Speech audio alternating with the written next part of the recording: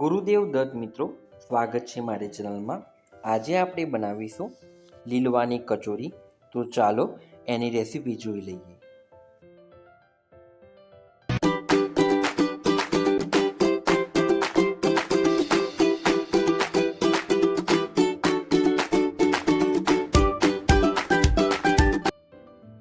એક heavy pen લઈશું. તેના અંદર 3 થી 4 ચમચી જેટલું ઓઇલ લઈશું. તેલ હવે ગરમ થઈ ગયું છે. તેના અંદર જીરું ઉમેરીશું, હિંગ ઉમેરીશું, તલ ઉમેરીશું અને બરાબર રીતે સાંતળીશું. જીરું પણ ફૂટવા લાગે અને તલ પણ ફૂટવા લાગે તેની રાહ જોઈશું. અને ગેસની ફ્લેમ મીડિયમ જ રાખવાની છે, બહુ હાઈ કરવાની નથી. હવે તેના અંદર આદુ, મરચાં, લસણની પેસ્ટ ઉમેરી શકો છો.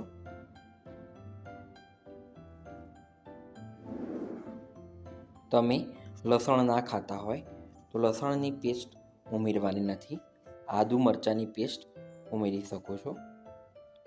1 ચમચી હળદર લઈશું, જેથી કરીને કલર પણ સારો આવે.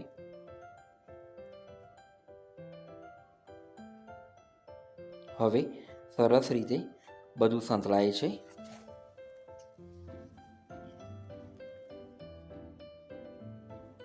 આના અંદર તમે સિઝનમાં લીલું લસણ આવે છે તો એ પણ તમે ઉમેરી શકો છો.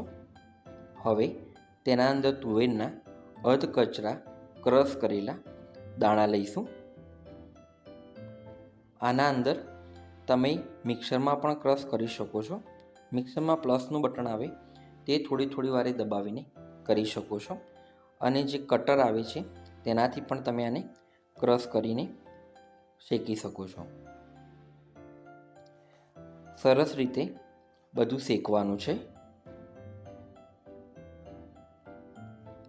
સહેજ પણ પાણી ના રહે તેનું ખાસ ધ્યાન રાખવાનું છે.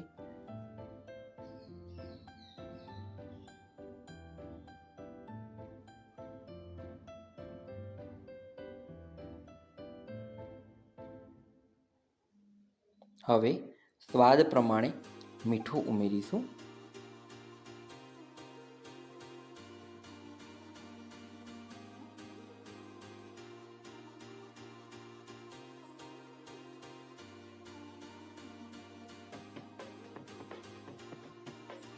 તેના અંદર ખાંડ ઉમેરીશું, લીંબુનો રસ ઉમેરીશું. ખાંડ અહીંયા ગળ્યું તમારે જોઈએ તે પ્રમાણે ઉમેરી શકો છો. અને લીંબુ મેં અહીંયા 4 ચમચી જેટલું લીધેલું છે.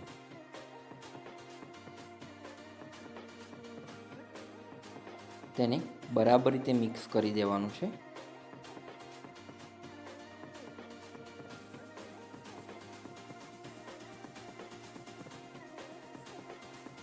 તેના અંદર ગરમ મસાલો 2 ચમચી ઉમેરીશું, દ્રાક્ષ ઉમેરીશું અને બરાબર રીતે મિક્સ કરીશું. અહીંયા આગળ તમે ડ્રાયફ્રૂટનો પાવડર પણ ઉમેરી શકો છો અને અડધા સમારેલા ડ્રાયફ્રૂટ પણ ઉમેરી શકો છો, જેથી સ્વાદ બહુ સરસ લાગે છે. મેં અહીંયા ખાલી દ્રાક્ષ જ ઉમેરી છે.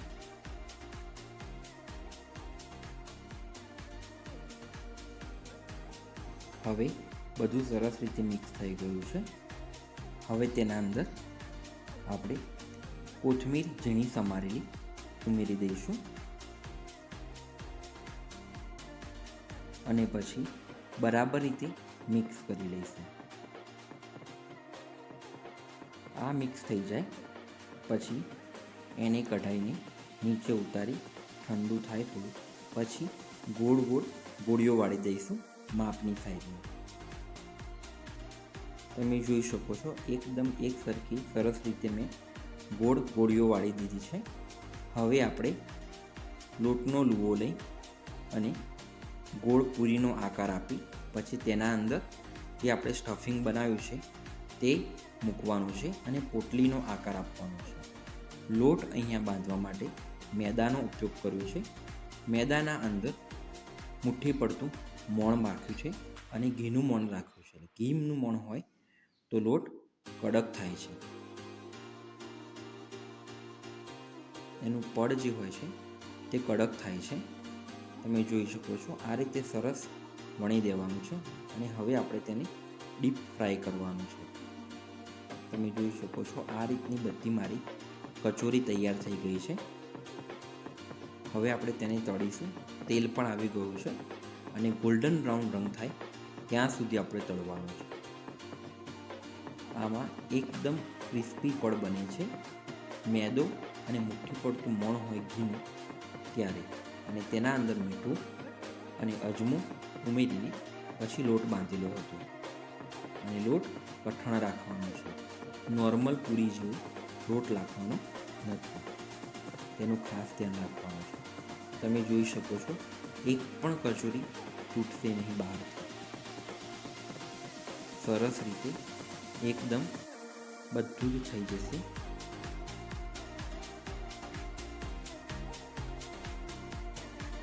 આને તમે લીલી ચટણી, આંબલીની ચટણી, કોથમણીની ચટણી સાથે સર્વ કરો તો બહુ જ સરસ લાગે છે.